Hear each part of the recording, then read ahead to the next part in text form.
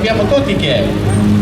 Ed eccoci, Fabrizio Filicicchia e Simone Calzia.